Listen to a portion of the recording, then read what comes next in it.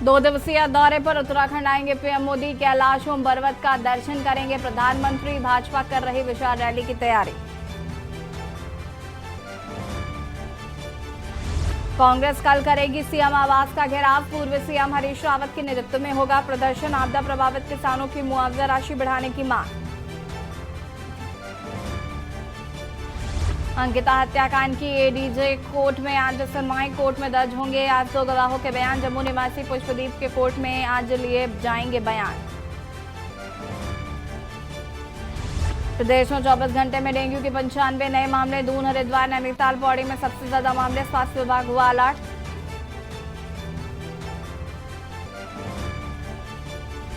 सर्दियों के सीजन में नहीं होगा प्रदेश में बिजली संकट। केंद्र में मिली 1579 मेगावाट बिजली मामले में आदेश दिया गया जारी।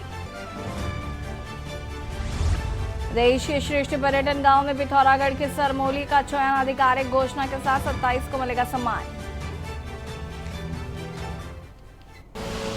आप देख रहे हैं के न्यूज, खबरों का सारथी। नमस्कार, खबर उत्तराखंड में आप सभी का स्वागत है। मैं हूं आपके साथ यशी शुक्ला। खबर देहरादून से है, जहां पर चाकू दिखाकर पर्स लूटने वाले 3 आरोपियों को रायपुर थाना पुलिस ने गिरफ्तार कर लिया है। पुलिस ने तीनों के खिलाफ विभिन्न धाराओं में मुकदमा दर्ज कर कोर्ट में पेशी के बाद तीनों को जेल भेज दिया है। वहीं एसएसपी अजय सिंह ने बताया कि बुधवार शाम को सोमनाथ नगर रायपुर के पास 3 अज्ञात बदमाशों ने चाकू दिखाकर सवाल निवासी से पर्स लूट लिया था, जिसके बाद पुलिस ने आरोपियों को डेल रोड पुल के पास से गिरफ्तार किया है।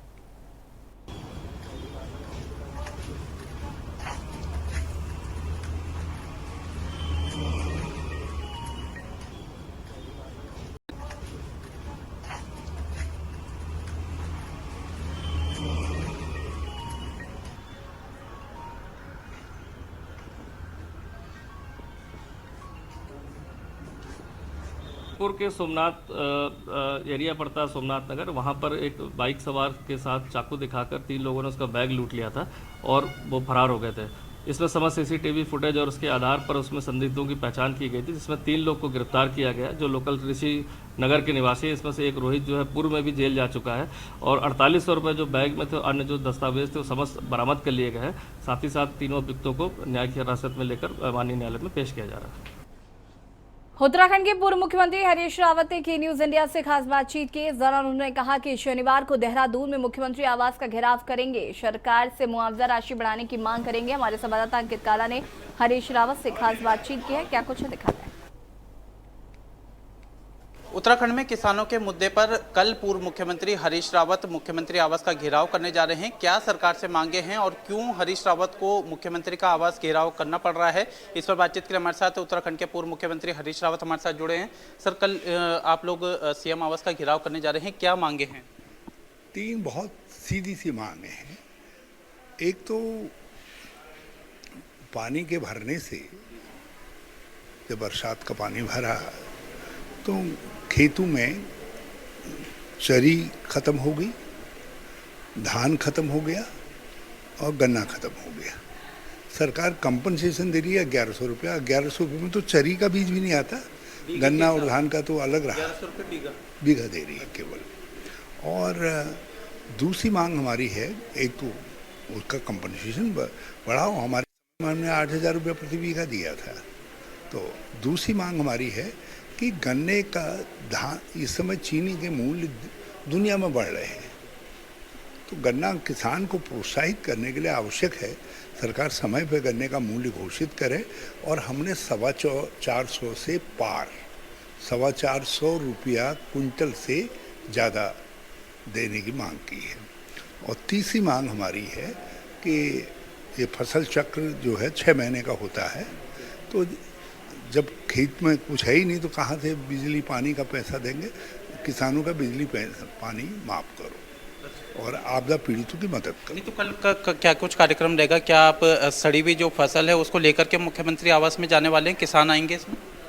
हम कुछ गन्ना देंगे, उनको भेंट करेंगे। आप जहाँ पर दे सकेंगे वहाँ दें। अच्छा, एक महत्वपूर्ण मोदी सरकार महिला आरक्षण बिल राज्यसभा में पारित हुआ है, क्या इसको लेकर के रिस्पांस महिलाएं करें, क्योंकि अभी ये लागू होगा या नहीं? साफपूर्ण वातावरण है पूरे देश में और ये कोई ऐसा नहीं है कि गृह लक्ष्मी, जब गृह लक्ष्मी खुश होती है तो घर भी खुश होता है, तो पूरे देश में खुशी का वातावरण है। एक अच्छा कदम है, मगर सरकार ने बड़ी देर कर दी। ये काम तो जो है उनके 2014 के घोषणा पत्र में था। हमने राज्यसभा में बिल पास करवा रखा था कांग्रेस के समय में, यूपीए की गवर्नमेंट ने। ये चाहते तो 2014 में मिल जाता, और उस समय फिर ये झंझट भी नहीं रहता, जनसंख्या गणना, डिलिमिटेशन आदि का जो है। ये तो इन्होंने खामखा लंबा खींच दिया। नहीं तो महिलाओं को कब ये आरक्षण मिलेगा सर? इस पर तो अभी सस्पेंस है, और ओबीसी और जो पिछड़ा वर्ग के जो महिलाएं हैं उनके बारे में तो इसमें बिल में जिक्र। हाँ, उनका होना चाहिए, पिछड़ा और दलित वर्ग की महिलाओं को ये आरक्षण मिलना चाहिए, क्योंकि 75 साल बाद जो है भी यदि हम उनको उनका हक नहीं देंगे तो फिर ये अन्याय होगा। बहुत बहुत शुक्रिया, आपने के न्यूज़ इंडिया से खास बातचीत की। ये थे उत्तराखंड के पूर्व मुख्यमंत्री हरीश रावत और कांग्रेस पार्टी के वरिष्ठ नेता, जिन्होंने के न्यूज़ इंडिया से एक्सक्लूसिव बातचीत करी। साथ ही कल उनके नेतृत्व में मुख्यमंत्री आवास का घेराव किया जा रहा है। गन्ना किसानों की समस्याएं हैं और तमाम जो किसान हैं जो इस समय परेशान हैं, जिनको मुआवजा राशि मिली है लेकिन वो मुआवजा राशि बेहद कम है, इस तरीके का आरोप हरीश रावत की तरफ से लगाया गया है। तो इन सारे मुद्दों को लेकर के भी कल हरीश रावत के नेतृत्व में मुख्यमंत्री आवास का घेराव किया जाएगा। और इसके अलावा जो महिला आरक्षण बिल राज्यसभा में भी पारित हुआ है, लोकसभा में भी पारित हो चुका है, तो उसको लेकर के भी उन्होंने ये कहा है कि इस बिल को लेकर के पूरे देश में महिलाओं में और पूरे देशवासियों में काफ़ी उत्साह है। लेकिन सरकार चाहती तो इसमें जो कांग्रेस के कार्यकाल में जो बिल पास हुआ था राज्यसभा में, उस बिल को भी सरकार चाहती तो उसको भी लागू कर सकती थी। और इसके लिए वजह से जो सरकार का मौजूदा बिल है उसकी वजह से एक लंबा समय लग रहा है। और इसके साथ ही साथ जो अन्य जो पिछड़े वर्ग की जो महिलाएं हैं उसका जिक्र इस बिल में न होना, इस पर भी हरीश रावत ने चिंता जाहिर करी है। कुल मिलाकर के लोकसभा इलेक्शन से पहले कांग्रेस पार्टी सत्ता पक्ष को घेरने की पूरी तैयारी कर चुकी है। और कल आपने देखा कि किस तरीके से मुख्यमंत्री आवास का घेराव महिला कांग्रेस की तरफ से किया गया। किसानों के मुद्दे पर पूर्व मुख्यमंत्री हरीश रावत सरकार को घेरते हुए नजर आ रहे हैं। अपने सहयोगी लई अहमद के साथ मैं अंकित काला, के न्यूज़ इंडिया, देहरादून। खबर देहरादून से है, जहां पर भाजपा राष्ट्रीय सह कोषाध्यक्ष और सांसद उत्तराखंड नरेश बंसल ने राज्यसभा में नारी शक्ति वंदन बिल प्रधानमंत्री नरेंद्र मोदी के कुशल नेतृत्व में पास होने का हर्ष जताया है। साथ ही प्रधानमंत्री नरेंद्र मोदी का हार्दिक आभार और धन्यवाद दिया है। साथ ही देश की सभी नारी शक्ति को भी हार्दिक शुभकामनाएं और बधाई दी गई है। भारतीय तिथि के हिसाब से अपने यशस्वी प्रधानमंत्री जी का जन्मदिन भी है। इस जन्मदिन के अवसर पर यह ऐतिहासिक काम हुआ है। मैं आदरणीय प्रधानमंत्री जी को इसके लिए बहुत बहुत वंदन। अधिनियम संविधान संशोधन 128 राज्यसभा ने भी पारित कर दिया। यह सिद्ध हो गया मोदी जी के नेतृत्व में बेटी बचाओ बेटी पढ़ाओ से लेकर नारी सशक्तिकरण तक के जितने भी आयाम हैं वो सब यशस्वी प्रधानमंत्री श्री नरेंद्र मोदी जी के नेतृत्व में पूरे होंगे। 30 सालों से चला हुआ सफर, महिला आरक्षण की मांग, वो आज पूरी हुई है। महिलाएं अब दोनों सदनों में पर्याप्त भागीदारी करते हुए निर्णय की प्रक्रिया में शामिल होंगी। देश का भी सशक्तिकरण इससे होगा। एसएसपी कार्यालय देहरादून में एसएसपी अजय सिंह ने मासिक अपराध गोष्ठी में सभी थाना प्रभारियों को सख्त निर्देश दिए हैं कि इसके तहत भूमि संबंधित धोखाधड़ी लिप्त सभी अपराधियों को चिन्हित करते हुए उनके विरुद्ध सख्त कार्रवाई करने और सभी थाना प्रभारियों को मादक पदार्थों की तस्करी में लिप्त अपराधियों के विरुद्ध प्रभावी कार्रवाई करने, सभी थाना प्रभारियों को स्ट्रीट क्राइम्स पर विशेष फोकस करने, सभी थाना प्रभारियों को पीड़ित केंद्रित पुलिसिंग को अपनी प्राथमिकताओं में रखने के साथ ही सभी थाना प्रभारियों को प्रत्येक शनिवार को अपने अपने थाना क्षेत्र में लोगों को जागरूक करने के लिए नियमित रूप से पुलिस की चौपाल आयोजित करने के निर्देश दिए गए हैं।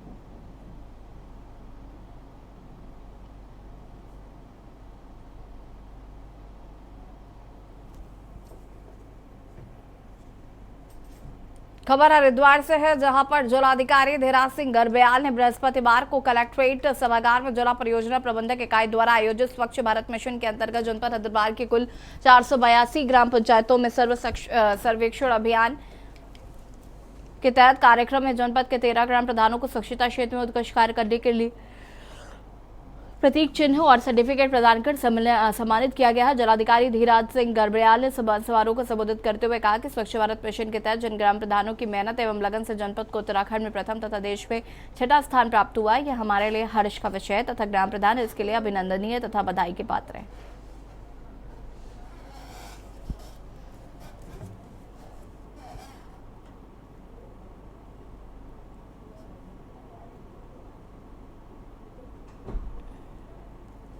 सेवा कार्यक्रम के अंतर्गत पूरे देश में हरिद्वार जनपद को 6वां स्थान मिला है और उत्तराखंड राज्य में हमारे प्रदेश में उत्तराखंड में 1 स्थान मिला है। और इस कार्यक्रम में जो 1 और 6वां स्थान हमें मिला है, उसके लिए जितने भी प्रधानगण हैं जिन्होंने उत्कृष्ट कार्य किया है हमारे जनपद में, उनको आज शासन की ओर से और देश की ओर से सम्मान। पौड़ी जिले के पाबो ब्लॉक में एक दुखद घटना सामने आई। जानकारी के मुताबिक आज शाम कोटद्वार पाबो मार्ग में माउंट कॉर्बस स्कूल के सभी पिकॉच होकर 300 मीटर खाई में जाकर दुर्घटनाग्रस्त हो गई, जिसकी सूचना चौकी पाबो को दी गई, जिसके बाद चौकी प्रभारी पाबो दीपक पुलिस बल के साथ मौके पर रेस्क्यू करने के लिए पहुंचे। इसके साथ ही पौड़ी से फायर की टीम व SDRF की टीम भी राहत बचाव उपकरणों के साथ मौके पर पहुंची और गहरी खाई में अभियान शुरू किया गया है। देव गोसाई का शव आपको बता दें कि रेस्क्यू के दौरान निकाला गया है। घायलों की खोज के लिए लगातार रेस्क्यू अभियान चलाया जा रहा है। जानकारी के मुताबिक ऑल्टो कार में 4 से 5 लोग सवार थे, जिनमें से एक का शव रेस्क्यू किया गया है और अन्य घायलों की तलाश जारी है।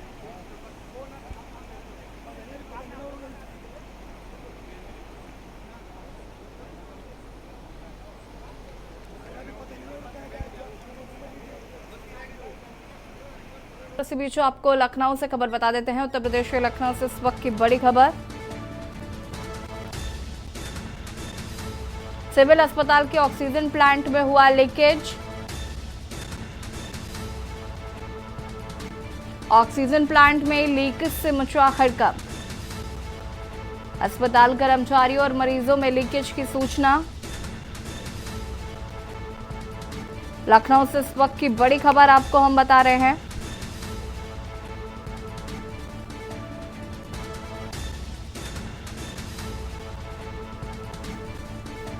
ऑक्सीजन प्लांट में लीकेज से मचा हड़कंप। अस्पताल कर्मचारियों और मरीजों में लीकेज की सूचना। लखनऊ से इस वक्त की बड़ी खबर आपको हम बता रहे हैं।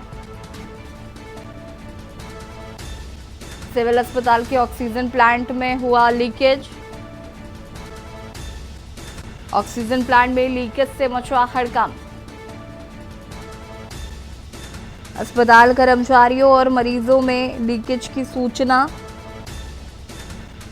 लीकेज की सूचना मिलते ही अस्पताल में मची भगदड़। सिविल अस्पताल के अंदर ही बना है ऑक्सीजन प्लांट। ऑक्सीजन प्लांट में लीकेज से मचा हड़कंप। अस्पताल कर्मचारियों और मरीजों में लीकेज की सूचना।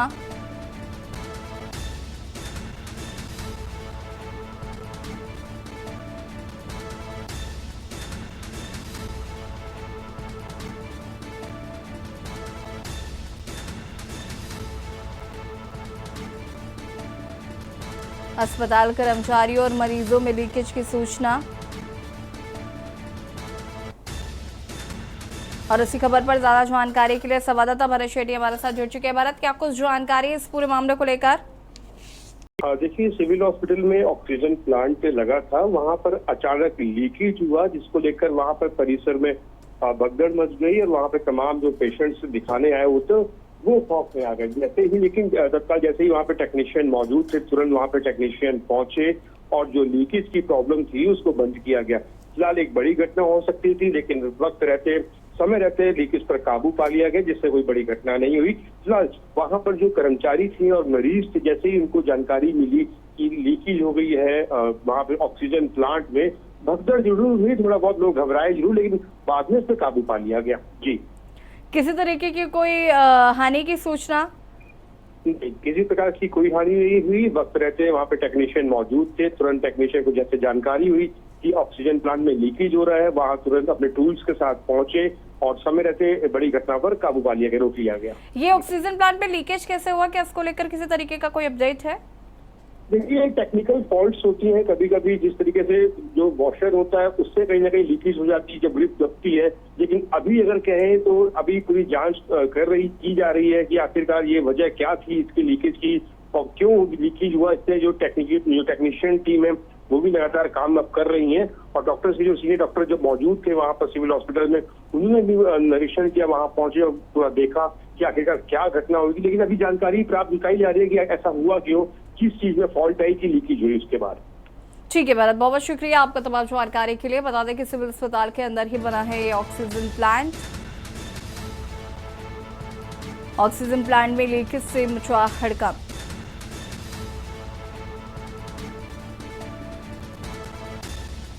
अस्पताल कर्मचारियों और मरीजों में लीकेज की सूचना।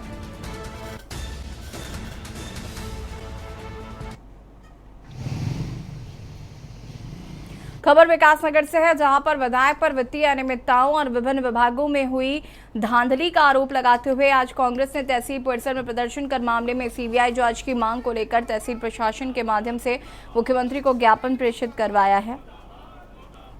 कांग्रेस के वरिष्ठ नेता संजय जैन की अगुवाई में तहसील परिसर में हुए इस प्रदर्शन में प्रदेश सरकार के खिलाफ जमकर नारेबाजी करते हुए क्षेत्र विधायक के कार्यकाल में विकास कार्यों में वित्तीय अनियमितताओं का आरोप लगाते हुए मामलों की सीबीआई जांच की मांग की गई। जहां प्रदर्शनकारियों का कहना था कि भाजपा के ही वरिष्ठ नेता ने अपनी ही पार्टी के विधायक पर गंभीर आरोप लगाए थे, जिसकी जीरो टॉलरेंस वाली सरकार को जांच करवाई जानी चाहिए थी, लेकिन सरकार ने इस मामले को अनदेखा किया है। विकासनगर विधानसभा क्षेत्र में अनेक वित्तीय धांधलियों और वित्तीय अनियमितताओं का आरोप लगाया गया। प्रेस कॉन्फ्रेंस के माध्यम से आप सभी पत्रकार बंधुओं के समक्ष तो जब उनके द्वारा इतने गंभीर आरोप लगाए गए तो क्षेत्र की जनता में आशा थी कि प्रदेश की सरकार को अपने आप को भ्रष्टाचार के प्रति जीरो टॉलरेंस की सरकार कहती है, वो इसकी जाँच करेगी ताकि जनता का पैसा कहाँ गया है, उसका दुरुपयोग हुआ है कि सदुपयोग हुआ है, इसकी जाँच और सच्चाई सबके सामने आए। लेकिन कई दिन बीत जाने के बाद भी ना तो इस बारे में कोई सरकार का बयान आया है और जांच की तो बात ही दूर रह गई। तो आज कांग्रेस के जन भावनाओं को प्रकट करने यहाँ उप जिलाधिकारी महोदय के समक्ष आए हैं और हमने माननीय मुख्यमंत्री को ज्ञापन दिया है कि जो भी वित्तीय अनियमितताएं हुई हैं उसके लिए जो भी अधिकारी भ्रष्टाचारी दोषी हैं उनके खिलाफ सीबीआई की जाँच की संस्तुति प्रदेश सरकार करे। खबर हरिद्वार से है, जहां पर डीएमके और समाजवादी पार्टी के नेताओं द्वारा सनातन पर लगातार किए जा रहे प्रहार पर कांग्रेस के वरिष्ठ नेता प्रबोध कृष्ण ने सनातन का विरोध करने वाले नेताओं को रावण के संतान बताते हुए इंडिया गठबंधन के वरिष्ठ नेताओं से मांग की है कि वे सनातन धर्म को समाप्त करने की बात करने वाले नेताओं की पार्टी को गठबंधन से बाहर करें। वहीं भारत साधु समाज के संतों ने भी सनातन के खिलाफ बोलने वाले नेताओं के खिलाफ कड़ी कार्रवाई की मांग करते हुए ऐसे नेताओं पर देशद्रोह के मुकदमे के साथ ही ऐसी पार्टियों को बैन करने की मांग की है।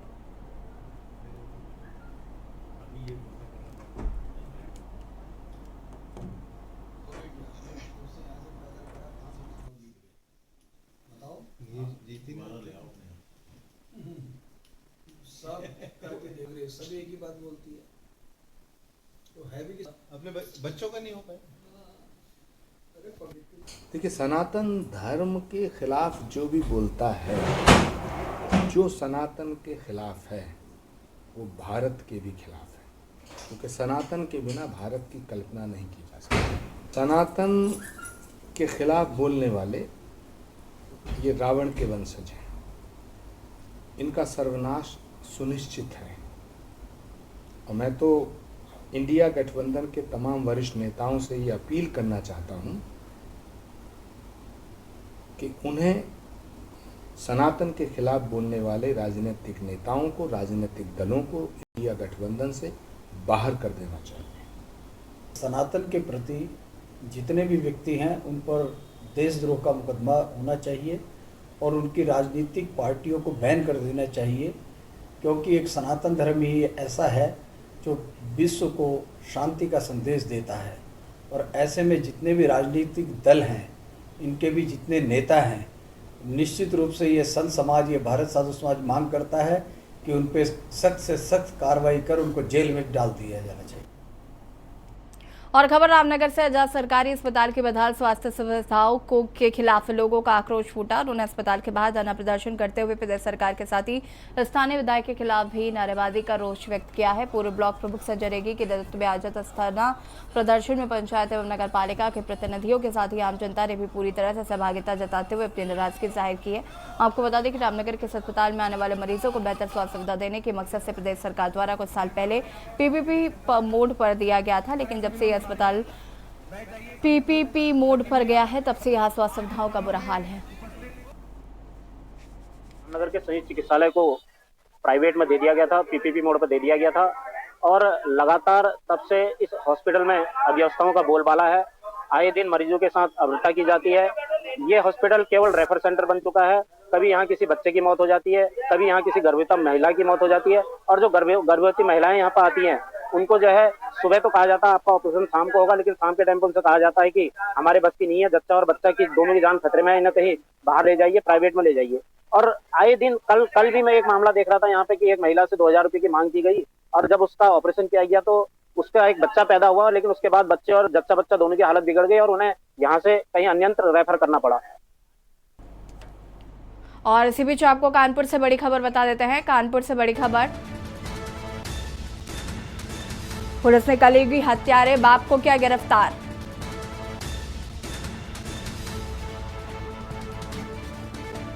पुलिस हत्यारे पिता को गिरफ्तार कर ले गई थाने। कानपुर से खैर खबर, जहां पर शहर में एक बार फिर मानवता शर्मसार।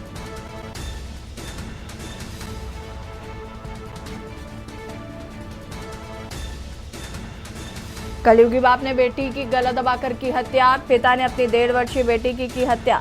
लोगों की मदद से आरोपी को पकड़कर पेड़ से बांधा।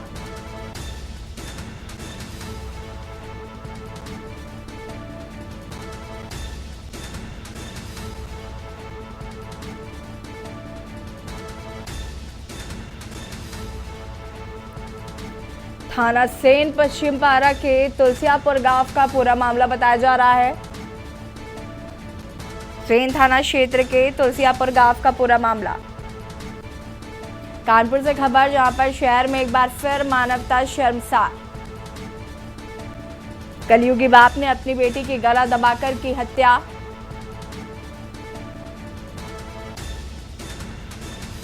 पिता ने अपनी 1.5 वर्षीय बेटी की गला दबाकर की हत्या।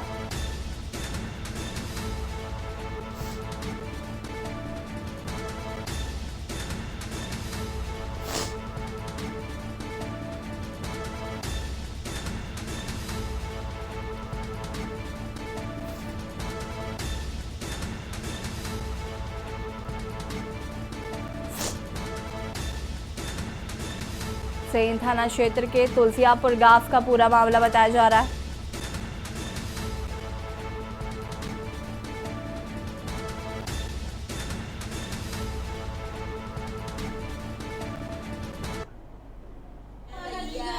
इसकी उम्र कितनी होगी? 13 साल। और ये भी सब ले गए। अब जमीन का पैसा देते रहे, सब पैसा ले गए। किसको देते रहे? ससुराल वालों को देते रहे, औरत को देते रहे। तो इसको क्यों मारा? औरत को देते, विश्वास तो औरत का ही करेंगे। औरत हमें मारने की कोशिश कर रही है। तो तुमने लड़की को मारा? अब हमें कोई मारने की कोशिश करेगा तो हम भी किसी को मारेंगे। तो लड़की को मार दोगे?